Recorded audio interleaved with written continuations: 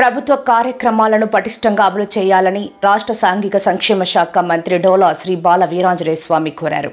శుక్రవారం విశాఖ జిల్లా అభివృద్ధి సమీక్ష కమిటీ సమావేశం జిల్లా ఇన్ఛార్జి మంత్రి డోలా శ్రీ బాల వీరాంజనేయ స్వామి అధ్యక్షతన శుక్రవారం జరిగింది.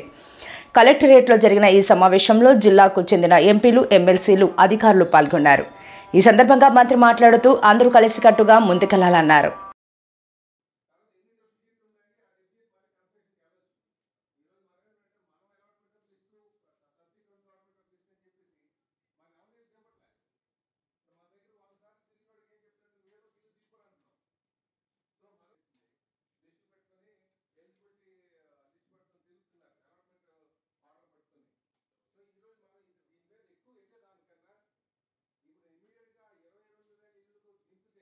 ఈరోజు డిఆర్సీ మీటింగ్లో ముందుగా మొన్న జమ్మూ కాశ్మీర్లో జరిగినటువంటి సంఘటనలో తీవ్రంగా ఖండిస్తూ మన జిల్లా, మన విశాఖపట్నం వాసి, అదేవిధంగా కావల్లో కూడా మన ఆంధ్రప్రదేశ్ రాష్ట్రానికి చెందిన ఇద్దరు దుర్మరణం పాలవటం, దాని పట్ల డిఆర్సీలో వారికి సంతాపం తెలియజేస్తూ ఈ సంఘటన తీవ్రంగా ఖండిస్తూ ప్రధానమంత్రి గారికి, ప్రభుత్వానికి అండగా మన రాష్ట్ర ప్రభుత్వం ఉంది. అదేవిధంగా మనందరం కూడా దానికి తోడ్పాటు అందిస్తామని చెప్పేసి తెలియడం జరిగింది.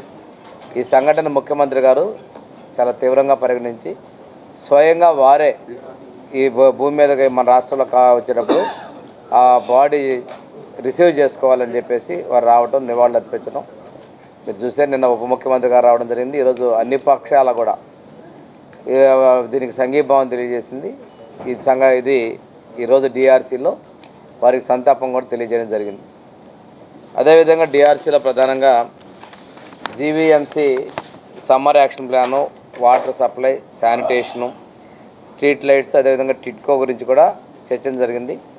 టిట్కోతో హౌసెస్లో 2019కి ముందు నుంచి ఉన్నటువంటి హౌసెస్ తర్వాత ఇప్పటి వరకు కూడా సంఖ్య పెరిగిపోయినాయి. కొన్ని రిజిస్ట్రేషన్ లేకుండా కూడా, కొంతమంది పేమెంట్ చేయకుండా కూడా రిజిస్ట్రేషన్ జరిగినటువంటి అంశాలని ప్రజాప్రతినిధులు ప్రస్తావించడం జరిగింది.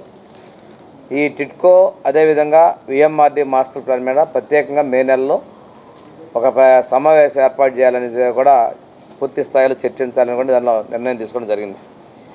అదేవిధంగా రెవెన్యూ సంబంధించి జీవో నెంబర్ 30 ఈరోజు మన ప్రభుత్వం నిర్ణయం తీసుకుంది. మన ముఖ్యమంత్రి గారు ఎవరైతే ఈ మనకి అన్అబ్జెక్షనబుల్ ల్యాండ్స్ మీద